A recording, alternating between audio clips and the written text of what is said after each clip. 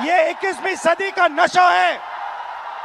और फिर आपसे कहा जाता है कि ब्लिंकिट में काम करो, ऊबर में काम करो, मजदूरी करो, 21वीं सदी का नशा लो, मगर तुम्हें नौकरी नहीं मिल सकती, रोजगार नहीं मिल सकता इस हिंदुस्तान में। आइए एक युवा की आवाज सुने। ये जो बोलेंगे ये आप सबके दिल में है। ये जो सवाल उठा रहे हैं, हिंदुस्तान का हर एक युवा यही सवाल पूछ रहा है, उठा रहा है।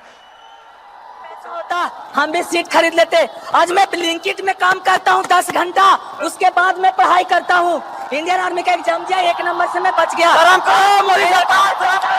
सीट खरीदता, मैं ब्लिंकिट में काम नहीं करता।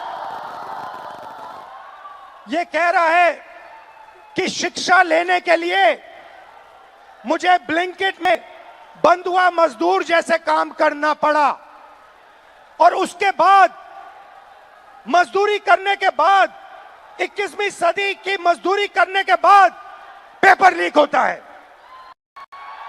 और कोई अमीर बच्चा, अमीर परिवार पेपर खरीद के मेरे फ्यूचर को खत्म करता है। आइए, वेलकम। कैसे हैं आप? नाम क्या आपका? मेरा नाम सर अजय राघव है।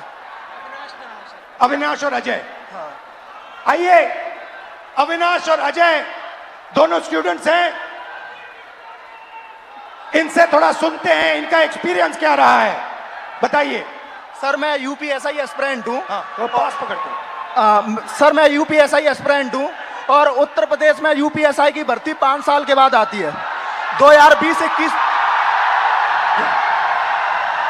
यूपीएसआई की भर्ती 2020-21 में आई थी। इससे पहले तो उसमें व्यापक स्तर पर घोटाला हुआ था। मैं मानता हूं इस चीज को कि वो भारत की एग्जामिनेशन हिस्ट्री का सबसे बड़ा घोटाला था। उसमें सैकड़ों एफआईआर दर्ज हुई, 350 से ज्यादा फेक एलिमेंट, डमी कैंडिडेट पकड़े गए। हमने सैकड़ों इनको प्रूफ दिए, लेकिन इन्होंने भर्ती को पूरा कर दिया। सर मेरा दरोगा बनना एक सपना था। मैं किसान फैमिली से बिलोंग करता हूं, तो मैंने नई भर्ती की आस में तो फिर से पढ़ना शुरू कर दिया, और मुझे पढ़ते पढ़ते 4 साल गुजर गए। सर 2025 में फिर यूपीएसआई की भर्ती आई, और ये चीज़ें 2025 में भी देखने के लिए मिली। सर यूपीएसआई के अंदर स्कोर कार्ड तक रिलीज नहीं करते हैं। मैंने परीक्षा दी है, मुझे ये नहीं पता चल पाता है कि मेरे रॉ मार्क्स कितने हैं और मेरे नॉर्मलाइजेशन मार्क्स कितने हैं, क्योंकि अलग अलग शिफ्ट में पेपर होता है। तो ये नॉर्मलाइजेशन का प्रक्रिया अपनाते हैं, ये तक नहीं बताते हैं कि कौन सा नॉर्मलाइजेशन फॉर्मूला इन्होंने यूज किया है। जो यूपीपी आरपीबी जो पुलिस, उत्तर प्रदेश पुलिस एवं प्रोन्नति भर्ती बोर्ड है सर, ये अकाउंटेबिलिटी इसकी फिक्स करने वाला कोई नहीं है। हमने तमाम प्रयास कर लिए, जनता दरबार चला गया, मैं इनके कैबिनेट मंत्रियों को ज्ञापन दे लिए, उल्टा इन्होंने मेरे को पकड़ के जेल में डाल दिया।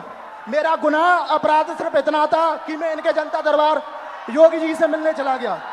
सर ये नॉर्मलाइजेशन का फॉर्मूला नहीं बताते हैं, ये खुद तय करते हैं कि किस अभ्यर्थी के मतलब मार्क्स बढ़ा करके अंदर लेना है और किस अभ्यर्थी को बाहर करना है। ये उत्तर प्रदेश पुलिस का भर्ती बोर्ड तय करता है।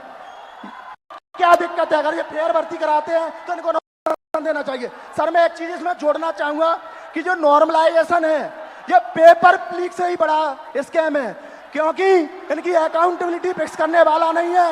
ये नॉर्मलाइजेशन फॉर्मूला जारी नहीं करते हैं, ये शिफ्ट वाइज नॉर्मलाइजेशन डेटा नहीं देते हैं, इनको खुली छूट मिली हुई है। मेरा नाम अविनाश है, मैं इन्हीं छात्रों में से कोई एक जरूर हूं। चूंकि मैं ये कह सकता हूं सर कि मैंने अपनी तैयारी 2018 में शिक्षक भर्ती के लिए की थी। 2018 से आज तक मैं उसी की तैयारी कर रहा हूं। क्यों? सरकार के पास जगह खाली है, फिर भी वैकेंसियां नहीं दी जा रही हैं। उसके बाद ये होता क्यों है सर? ये सरकार की मानामानी है। इसमें सरकार अगर चाहे बच्चों से कि वैकेंसियां दे, प्रॉपर तरीके से चलती रहे। हम लोग ऐसा नहीं कि क्या कहते हैं एक डिमांड कर रहे हैं। 2018 से लेकर आज तक कई सारे धरना प्रदर्शन, कई सारे ज्ञापन ये दिए हैं। उसके बाद दूसरा मुद्दा ये कि 2022 से ही मैं यूपी पेट की तैयारी यूपी SSSC आयोग से करता हूं। यूपी ट्रिपल एससी आयोग 2022 से मैं तैयारी कर रहा हूं और उसकी भर्तियां आज भी ऑन रिकॉर्ड में बात कर रहा हूं कि कम से कम 9 से 10 वैकेंसियां आज तक क्लियर नहीं हुई है और उसमें से बहुत सारी वैकेंसियां जिसके लिए हम लोगों ने लाठी खाई, ज्ञापन दिया, लोगों से जाके मिले कि हमारी दर्द हमारे दुख को समझा जाए, लेकिन आज तक सरकार के कान में ये बात पहुंची नहीं है। इसमें से बहुत सारे ऐसे हमारे भाई बहन हैं जो उस चीज से पीड़ा में ग्रसित हैं। और बताइए। और सर ये है कि देखिए हमारी कुछ मांगे हैं, आपसे भी है, सरकार से भी है कि ये जो जितनी वैकेंसियां हैं उसका एक प्रॉपर कैलेंडर तैयार कर दें। आप चुनाव कराते हैं 3 महीने में रिजल्ट देते हैं, आप हमारा रिजल्ट 5 साल में नहीं दे पा रहे हैं, पहली चीज। दूसरी चीज, हमारी वैकेंसियों का यूपी ट्रिपल एससी स्पेशली कोई स्कोर कार्ड नहीं जारी करता है मेंस का। अगर उनको कुछ भी करना होगा वो रोल नंबर दे देंगे। मतलब अकाउंटेबिलिटी और ट्रांसपेरेंसी होनी चाहिए। जी एग्जैक्टली यही चीज है। आपने लाखों रुपए लगाए होंगे पढ़ाई में। जी सर, 2018 से आज तक। हाँ जी। और आपका एक्सपेक्टेशन था कि इस पैसे से, शिक्षा से आप आगे बढ़ पाओगे। जी सर एग्जैक्टली। अब आपको क्या लग रहा है? अब क्या आपका अब प्लान क्या है? सर अब प्लान ये है कि हम भर्तियों का इंतजार करते हैं, क्या पता अगली पंचवर्षीय भी बीत जाए, इसकी भी कोई श्योरिटी नहीं है। और फिर 3-4 बार एग्जाम करते हो, बीच में पेपर लीक हो जाता है। सर ये इशू तो बहुत सारे हैं। अभी एक यूपीपीएससी का था, आरओ का, मैं खुद उसका अभ्यर्थी था। एक बार पेपर हुआ, दोबारा पेपर लीक हो गया था, फिर उसके बाद दोबारा हुआ वो पेपर, लेकिन वो जो हमारा टाइम गया वो हमें कौन देगा? बिल्कुल, जो हमारा टाइम गया, हमारा पैसा। जब आपका पेपर लीक हुआ आपको क्या फीलिंग आई? अंदर क्या लगा आपको, यार ये क्या हुआ, क्या करें, क्या? मतलब ये होता है ना सर, कभी कभी एग्जैक्टली मैं बता रहा हूँ, उस 10 बाई 10 के कमरे में कभी आप बैठ के सोचिए कि अगर हमारा पेपर लीक हो गया, हम किससे बात करें अपनी, किसको अपना मुंह दिखाएं कि यार अब मेरा इस बार नहीं हुआ, पेपर लीक हो गया, मैं किससे जाके कहूंगा? और सालों आपने मेहनत की, घंटों आपने मेहनत की और 1 सेकंड में पूरा खत्म हो जाता है। सर एग्जैक्टली यही चीजें होती हैं। और ये जो दुख दर्द है, ये मैं नहीं हूं, ये इसमें से जितने खड़े हैं सब लाखों करोड़ों युवा हैं सर। आप हिंदुस्तान के शिक्षा के सिस्टम में बिलीव करते हो? सर प्रेजेंट टाइम में तो बिलीव हमारा नहीं है। नहीं है एग्जैक्टली नहीं है। रीजन, अगर आज 2018 से मैं बेरोजगार टहल रहा हूं, कोई स्किल हमें दे दी 2018-17 में, तो मैं कहीं प्राइवेट एंट्री इस प्रयागराज में या इस आसपास के इलाकों में, हमें कोई ऐसा इशू नहीं है, ऐसे कोई मतलब रिसोर्सेज नहीं है कि मैं प्राइवेट काम कर सकूं, और काम करूं तो वो डेली वेजेस के हिसाब से बहुत कम हो जाएगा। ये आपका क्या है? ये टैटू क्या है? मेरा नाम है अविनाश। अच्छा, आपका नाम है, ठीक है। Thank you Avinash. और कुछ कहना चाहते हो? सर उत्तर प्रदेश में ये पेपर लीक लगातार चल रहे हैं। जब से माननीय योगी आदित्यनाथ जी सरकार में आए हैं तब से मैं अंगुलियों पे गिना सकता हूं सर।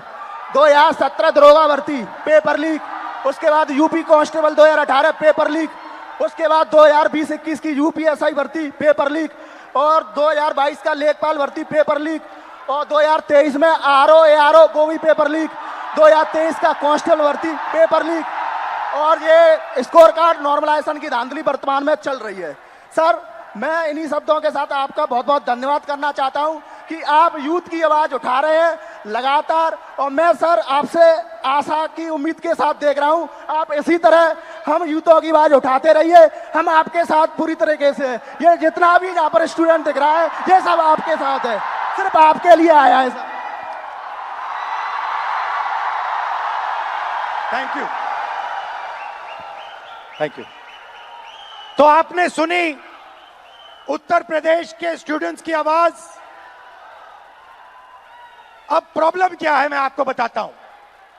प्रॉब्लम है कि आप पढ़ाई करते हो, पैसा डालते हो, मेहनत करते हो, मगर रोजगार के सारे दरवाजे हिंदुस्तान में बंद पड़े हुए हैं।